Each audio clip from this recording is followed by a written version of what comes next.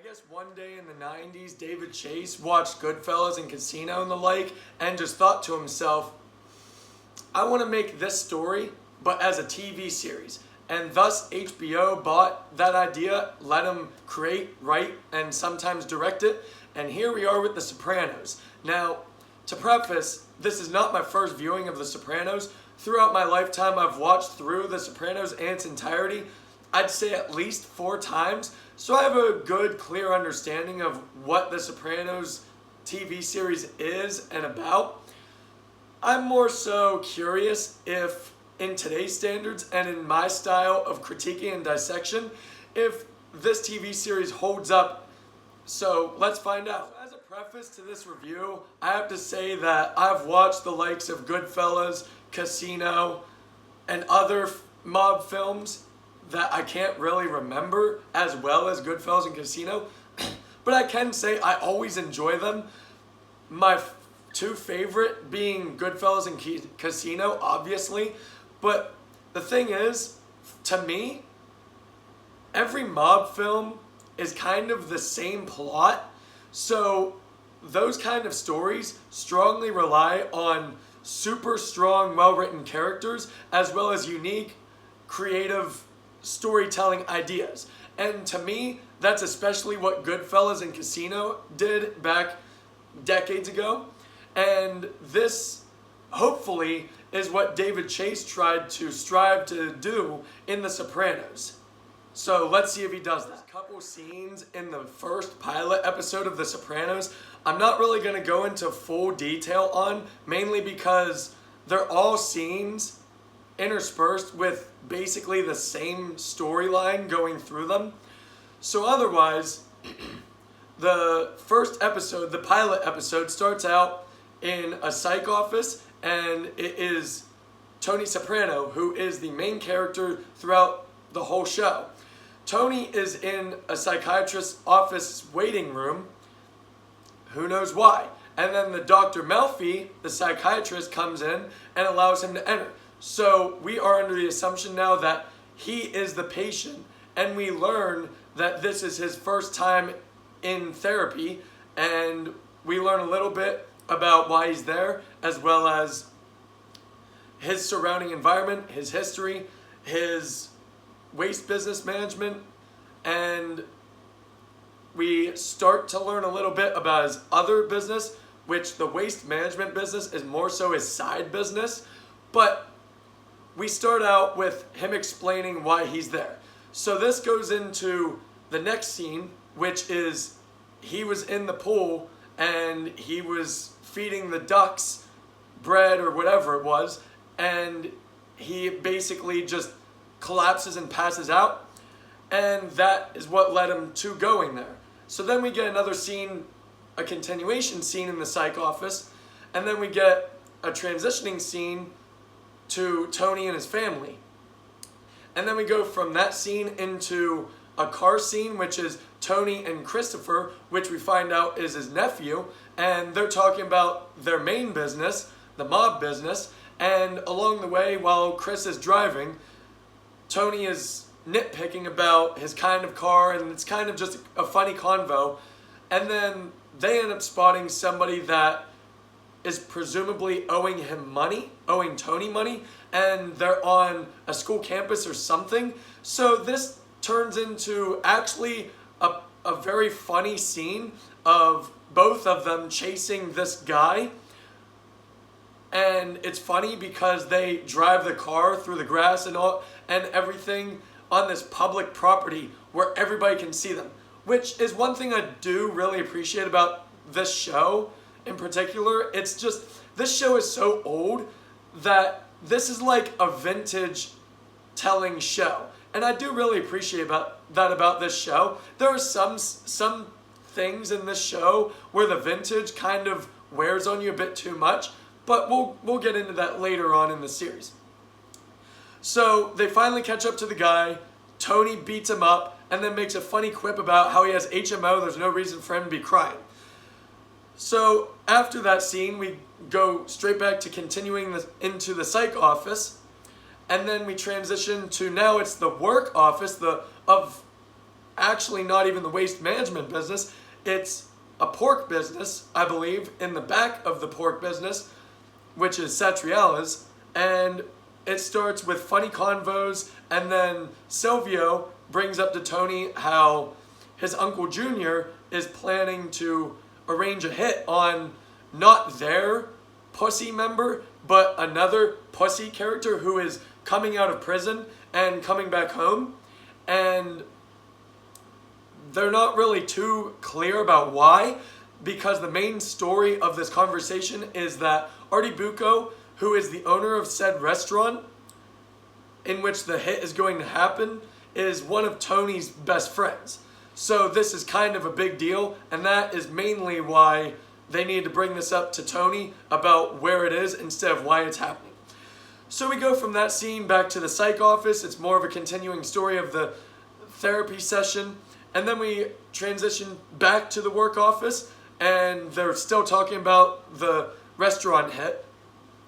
And now we go to a restaurant scene, which is Junior entering, I guess presumably to actually just go and fine dine and have a good time.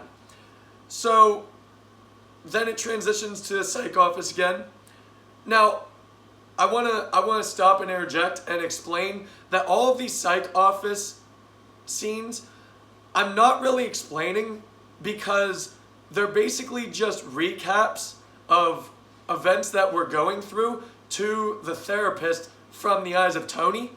And so I think that would just be a waste of time, and nobody wants to hear me keep rambling on about the same bullshit over and over. So then there's that.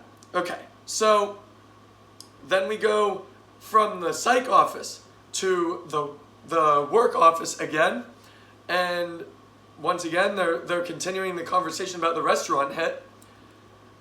And so now we're at the restaurant later in the day, I presume, and we end up getting a conversation between Tony and Junior about Artie and about the hit on the other pussy inside restaurant, which that doesn't really go anywhere. So now we transition to kind of a next scene, which is actually a voiceover scene with some cinematography, and it's a voiceover scene with Tony's voice, and basically he's talking about his history, his family history, and history with Junior especially. So we lead from that into Tony visiting his mom at her house, and he also in his arm has a stereo for a gift. And while he is inside her house talking to her, he brings up about sending her somewhere, which she automatically assumes he's talking about a nursing home, and we're led to believe he's brought this up before because she goes in a fit of rage over it. So then we go from that back to the psych office, and then the next scene is his son's party, and the family priest is attending, and Tony has just randomly passes out while he's cooking on the grill. And that leads into a hospital scene, which also explains that Tony's neighbor is actually a doctor at a hospital. So the doctor knows Tony for obviously because they're neighbors, but this scene is actually in parallel with the psych office visits because this doctor, the neighbor doctor, actually referred him to this lady shrink.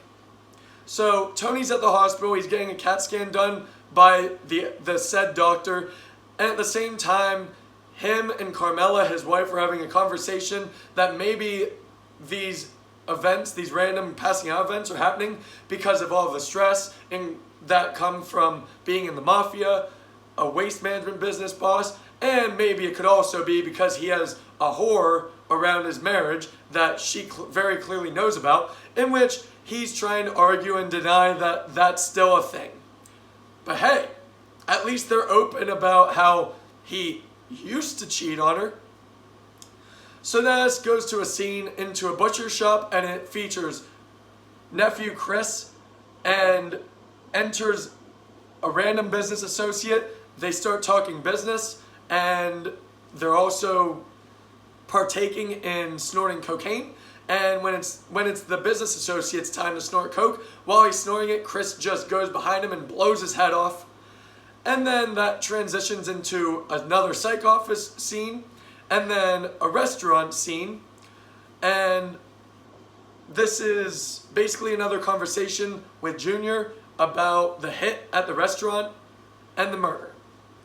So now we have a scene at the family house where it starts with Carmela and the priest watching a movie. I guess it's late at night, and they hear something, so they all go running outside, and they discover daughter Meadow, who is sneaking into her room from the outside. Now, to preface this scene, way earlier in the episode, she got a bunch of applause and praise from especially her mother about how good of a kid she's been, and she'll definitely be able to go to the Aspen vacation with her friends as long as she keeps up her grades and is a good daughter and whatnot. So leading into this, she's caught red-handed. She snuck out and she's trying to sneak back in, and she's doing all of this because of a certain guy friend who needed, I guess, motivation for tomorrow's sports meet. This leads Carmela into being the dick of the scene and absolutely refusing Meadow's chance of going on vacation to Aspen, which that's the start of the storyline for Meadow and Carmela through this episode. Meadow is now in a fit of rage. She is hating her mother immensely. And so the rest of this episode is basically going to be Meadow ignoring her mother, but acknowledging everybody else every single time Meadow's in the scene. So now we transition back to a psych office scene, which is the same visit. And then a scene of Chris and their member, Pussy, who are disposing of the meat shop body that Chris shot in the head. And this is a witty scene, not just with the dialogue, but also because they're using the waste management business to dispose of the body. So being in the waste management business and the mafia, this scene alone shows that this is probably the smartest idea written into the show. So we go from that scene, which ended up just being a funny scene, to a family scene. And then we go to a nursing home scene, which is Tony, Carmela, and his mother. And they're just checking out this building. And before too long, Tony's mother realizes that this is a nursing home, and she starts yet again getting into a fit of rage and arguing and screaming in public this time, in which this makes Tony collapse yet again. So yet again, Tony is back at the psych office, and to preface this time, a couple scenes before at psych office, Tony just randomly walked out because he just wasn't feeling the therapy visits anymore. So now he's kind of forced to go back to the visits just because he keeps passing out and collapsing on anything and everything that's around him. So he does the visit, and now we transition to a scene at a strip club, which is Chris, Tony, and their Jewish friend Hesh, and it's just a conversation continuing about the restaurant hit that's being planned to happen. So the next scene is at the family house, and it starts actually in a very witty, very funny way. Carmela just randomly cracks open a bottom of a can of food, and instead of food spilling out, like, oh geez, it's actually a roll of money. And I thought that was just funny. And then that transitions to her going to daughter Meadow's room, which she's trying to have a conversation with Meadow, and Meadow's just not having any of it for obvious reasons. Meadow's just being a spoiled bitch at this point. So now we go to Artie's restaurant, where along this entire episode, since the restaurant hit was brought up, Tony's been trying to find some way to have it not happen. Well, he finds out from Junior that it's going to happen no matter what, and it's going to happen at the restaurant. And that's Tony's big problem, that it's happening at the restaurant. So at the restaurant, Tony confronts Artie, the owner, and his best friend in the back of the restaurant, and he offers Artie 2 vacation tickets to get out of town for a couple weeks. Now, obviously, this is just so that he can prevent Artie from ever finding out anything that happened in said restaurant, like the hit. So we go to a psych office scene, and Dr. Melfi hears something. She walks out. Tony's a no-show, but there's a gift. Now there's actually a funny scene at Artie's house with his wife, which is funny, but also a serious scene where Artie and his wife are having a conversation about the proposed vacation tickets that were free, and he thinks it's a great idea. His wife, Charmaine, does not believe it to be a good idea. She knows what Tony and them are into. She knows they're the mafia. Artie does as well, but Artie just kind of, the whole thing. Just because Tony and Artie have known each other for decades. So this scene is actually funny because it ends with a funny transition of Charmaine making a joke about how Tony came upon those tickets. She guarantees somebody had to have some broken kneecaps. And that funny line transitions into a scene with Hesh and their pussy having a conversation with the guy that was beaten up earlier in crutches and with a broken leg. I find that to be humorous.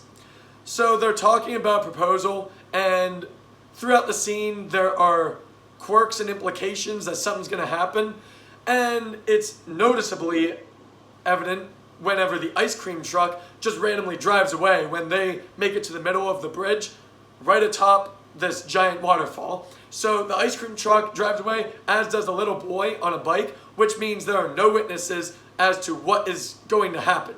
So the beaten up guy ends up making a proposal, and those two end up liking it.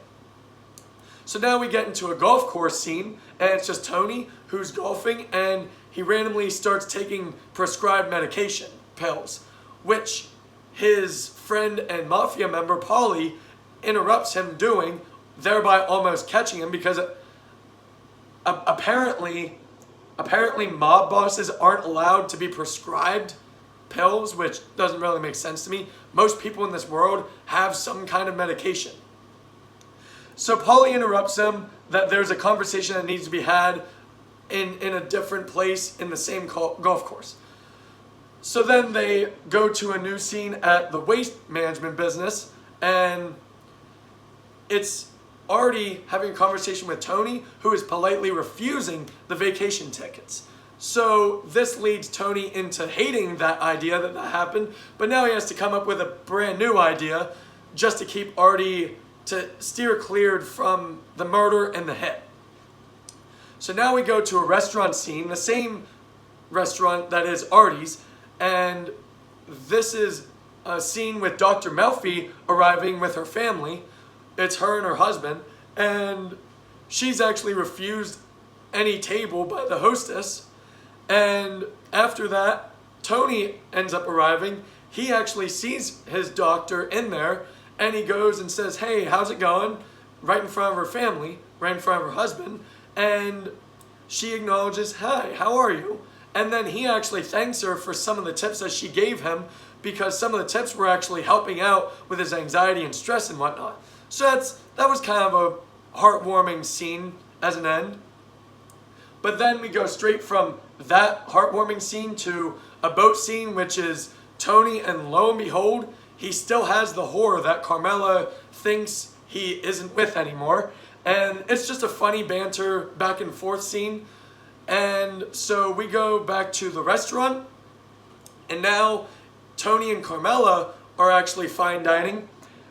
And I believe that this is actually the same time frame as when he saw Dr. Melfi. So basically there are 3 or 4 different storylines happening congruently, and it's with the same characters. So that needs to be prefaced throughout this entire episode. So it might be confusing, and honestly, for the better part, it's a good thing they did it this way, because it makes it feel complex, even though mob stories aren't really that complex, but this storytelling is complex because of that. Alright, so We continue with Tony and Carmela are sitting at a table, and Carmela brings up that Tony has been very happy recently, and Tony prepares to tell her something. And in preparation, Carmela gets her wine glass ready to throw at him in a funny banter sort of way, because apparently every time Tony opens up to her in all of the history of their marriage, it's always been something that's made Carmela upset and she's had to throw something at him. So this is a funny scene with funny banter back and forth right after, but that leads into Tony finally explaining to her that he's actually on medication for his stress and anxiety that's making him pass out, which Carmela is actually a very supportive wife in this, and she's actually suggesting more to be done with this stuff. So now we're back at the house, which is presumably after their dinner, and they're back home. They're about to come into the house when nephew Chris calls the family phone, and daughter Meadow picks up, and they have some funny banter back and forth. Nephew Chris is bantering that she's a teenager, but she's still at home that night, so she must be a loser, yada, yada, yada. So she eventually hands the phone to Tony, because Chris actually called for Tony. And at the same time, Carmela tries to interact with Meadow, and Meadow obviously just ignores her. In which case, Chris is watching the news, and he's explaining to Tony what's going on, that the other pussy who is getting the hit on him is finally out of prison, and he's coming back home. And he asks Tony any suggestions as to what to do. Tony says he's going to figure it out. So then we go from that to a volleyball game scene. Meadow is in a volleyball team, and she's in a tournament, or maybe just a singular game. Whatever, we're not really explained with that. But then we go from that to Meadow and Tony have an intimate conversation about why she's being the way she is with her mom. And she, as a teenager, starts ranting about what her mother did and completely leaving out all the stupid shit she was doing. To which that leads into them sitting inside a church, which is kind of odd that a church is so close to a school. I mean, I'm not saying that in a bad way. I've just never really seen a church be right beside a school. I've just never seen that personally. So they're sitting, Tony and Meadow are sitting in the church, and this leads into Tony monologuing about their family history and how his ancestors were actually the ones who built this church. And this also leads into how kids in this world now don't do that kind of hard work and whatnot. Keep in mind that this is like late 90s. And now I'm reviewing this in 2024, so, man, Tony Soprano would throw a fucking fit nowadays.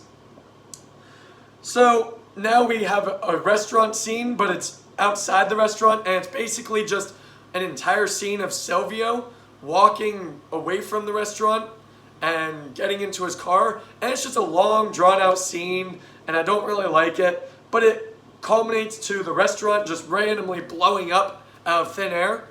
So now we go from that back to the psych office, and Tony's finally opening up a lot more, telling the doctor that he actually had a dream about birds and belly buttons, and seeing the birds makes his belly button fall off and whatnot. And this actually starts a conversation with Dr. Melfi, which then in turn makes Tony have a revelation that ever since the ducks that he befriended went away, all of the passing out excursions may be due to that, because he was so happy with the ducks, and the ducks were kind of his mood compass.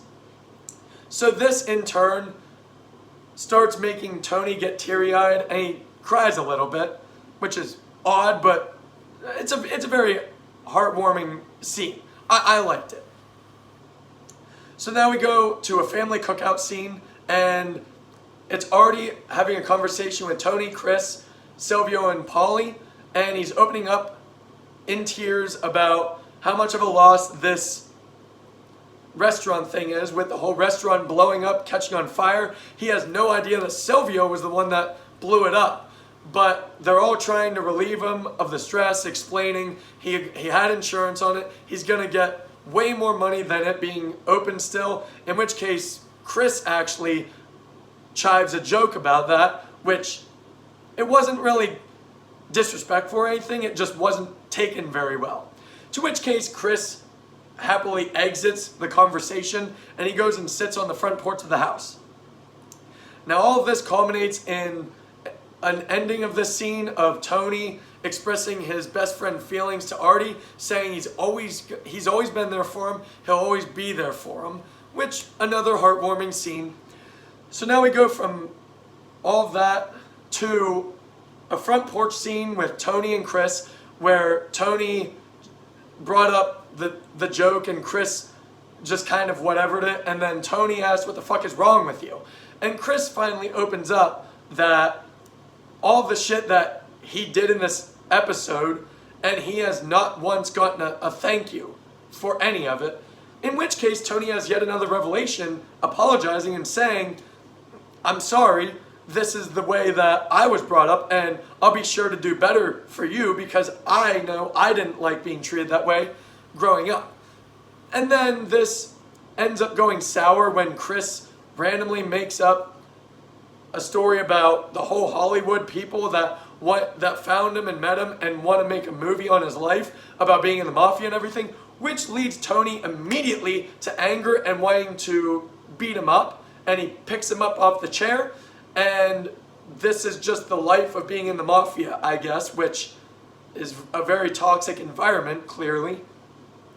So we go from that scene to a car scene with Tony's mom and his Uncle Junior, and they're having a conversation about his mom's husband as well as Tony, and that leads into Junior talking about people have said that he has a good personality to actually be the boss, but for him to be a boss, he starts implying about Tony being killed, being murdered, to Tony's own mother, which I think is a super fucked up scene.